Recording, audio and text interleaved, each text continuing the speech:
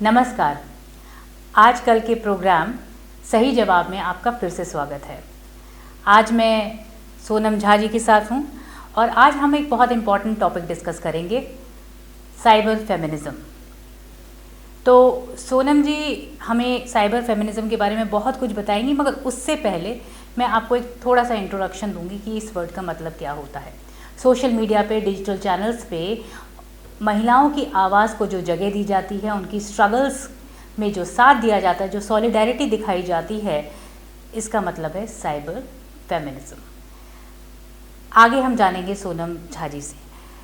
सोनम झा जी, आप ये मुझे बताइए कि इंटरनेशनल कंटेक्स्ट में साइबर फेमिनिज़म को आप क्या एग्जांपल देंगी ताकि लोगों को और समझ में आ सके?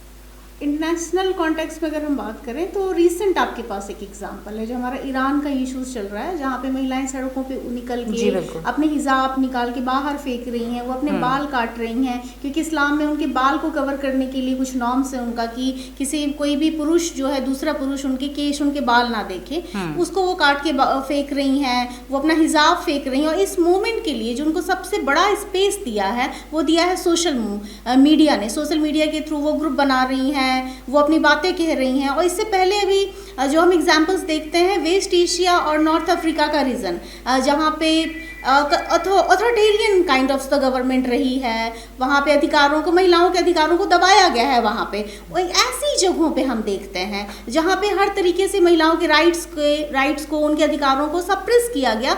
ऐसी जगहों पे सोशल मीडिया ने महिलाओं को एक जगह दी जहाँ पे वो सॉलिडेरिटी के साथ एक साथ मिल के किसी मुद्दे पे अपनी आवाज़ उठा सकें। अरब स्प्रिंग जो हुआ, जिसकी शुरुआत 2010 से 2012 तक चली, उसमें महिलाओं ने, वो वेस्ट एशिया का जो इलाका है, जो नॉर्थ अफ्रीका का इलाका है, वहाँ की महिलाओं ने अपनी एक यूनिटी दिखाई सोशल मीडिया के थ्रू। अभी रिसेंट जो हम ईरान का मुद्दा देख रहे हैं, इसके अलावा हम अपने देश के स्तर पे भी आप बात करेंगी तो बहुत सारे एग्जाम्पल हैं जहाँ पे महिलाओं ने सोशल मीडिया के थ्रू अपनी बात कही है।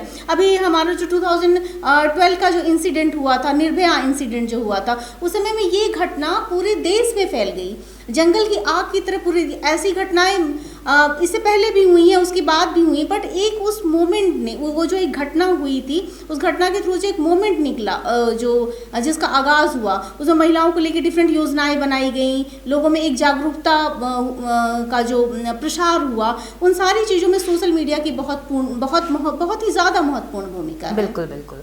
तो आपकी जानकारी के लिए बता दें कि ईरान में चल रहे मूवमेंट में का जो हैशटैग है वो है no for forced veiling. Veil मतलब हिजाब, ज़बरदस्ती के हिजाब को ना कहिए। तो ऑफ कोर्स हम लोग इसके साथ हैं।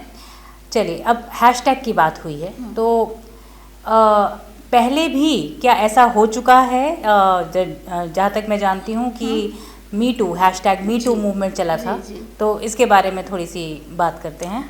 जी बिल्कुल। मी टू को लेके अभी 2018 से इसमें इस चीज़ का इसकी जो शुरुआत हुई मी टू मूवमेंट की, और उस मी टू को लेके उस पर जो सोशल मीडिया पे साइट्स पे जो हम तमाम महिलाएं हैं जिनका सरोकार है, किताबों से सरोकार है, किसी मीडिया के सेक्टर से जिनका जुड़ाव है, तो उन तमाम महिलाओं ने खुल के आगे आके लिखा हैशटैग मी टू।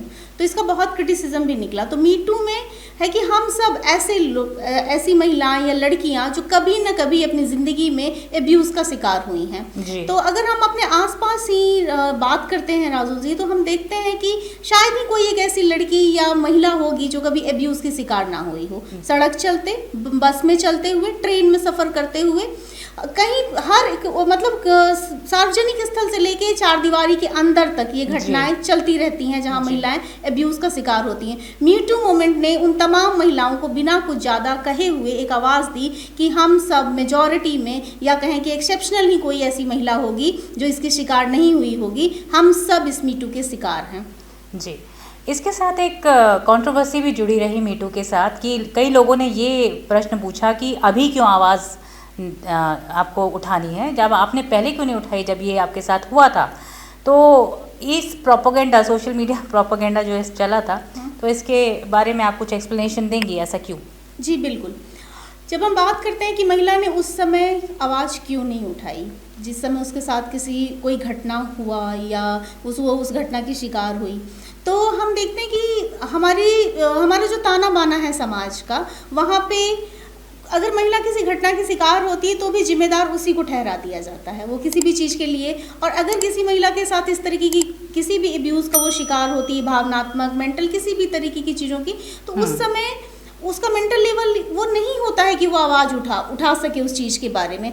कोई वर्क प्लेस पर अगर कोई महिला काम कर रही है, उसके साथ किसी ने उसको हरैश किया, तो तमाम तरह की चीज़ें वहाँ पे जुड़ी हुई होती हैं। उसको लगता है कि अगर हम आवाज़ उठाएंगे तो ये हमारी नौकरी चली जाएगी, घर पे हमारी जिम्मेदारियाँ हैं, समाज में लोग क्या कहेंगे, ऐसे तमाम सारी चीज़ें हैं जो कभी कभी जो महिलाएँ अंदर से मजबूत फील करती हैं या उन्हें सपोर्ट मिलता है, वो तो तुरंत आवाज़ उठाती हैं। ऐसे बहुत सारे एग्जाम्पल्स हैं हमारे पास। लेकिन कई बार ये होता है कि ये डिसीज़न लेने में महिलाओं को एक लंबा समय लग जाता है, तो ऐसे में उनको हतोत्साहित करके उस समय आपने क्यों नहीं बोला, उस समय आपने आवाज़ क्यों नहीं उठाई, इसको क्रिटिसाइज़ करने के अलावा एटलीस्ट हम महिलाओं की जिम्मेदारी है कि हमारे बीच की कोई महिला अगर इस तरीके की चीज़ों को लेके आगे आती है तो हम उन्हें सपोर्ट करें कि एक सर्टेन समय के बाद भी तो कम से कम वो रियलाइज़ करके मजबूत होकर आई हैं। और इस तरीके की सोच को बढ़ावा देने में मी टू जैसे मोमेंट का बहुत बड़ा योगदान है।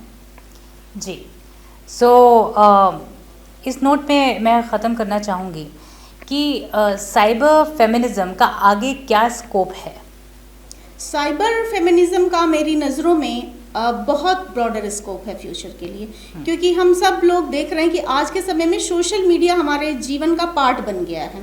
सोशल मीडिया के थ्रू, चाहे उसमें वो आपका व्हाट्सएप ग्रुप हो जो पर्सनल लेवल पे हो, या आपका फेसबुक है, इंस्टाग्राम है, ट्विटर है, ऐसे तमाम ऐसे साइट्स हैं जिनके बिना आज के समय में हमारा काम ही नहीं चलेगा जी, उससे हम जुड़े हुए हैं। और ऐसी जगहों पे जहाँ पे मतलब एक डर नहीं है हमारे अंदर कि इन सोशल मीडिया के थ्रू हम अपनी बात लिख रहे हैं, अपनी बात तमाम ऐसे फेमिनिस्ट राइटर हैं जो, या सोशल इशूज़ पे लिखने वाली महिलाएं हैं जो शायद अपने घर में चार दीवारी में या जहाँ वो काम कर रही हैं, या हमारे समाज का जो स्ट्रक्चर है वहाँ पे जो बातें वो नहीं कह पाती थी, वहाँ पे हम खुल के लिख रहे हैं, अपनी बातें कह रही हैं, हमारी बातें साझा होती हैं एक दूसरे के साथ, और विचारों को जो आदान प्रदान होता है। इसके नाते अगर मैं देखती हूँ, और जहाँ तक मेरी समझ है इस रिगार्डिंग में, तो सोशल मीडिया का स्कोप बहुत ब्रॉडर है और महिलाओं के हित के लिए सोशल मीडिया एक महत्वपूर्ण घटक के रूप में काम कर रहा है। सही कह रही हैं आप। तो यहाँ हमने जाना कि साइबर फेमिनिज्म क्या है और इसका आगे स्कोप क्या है।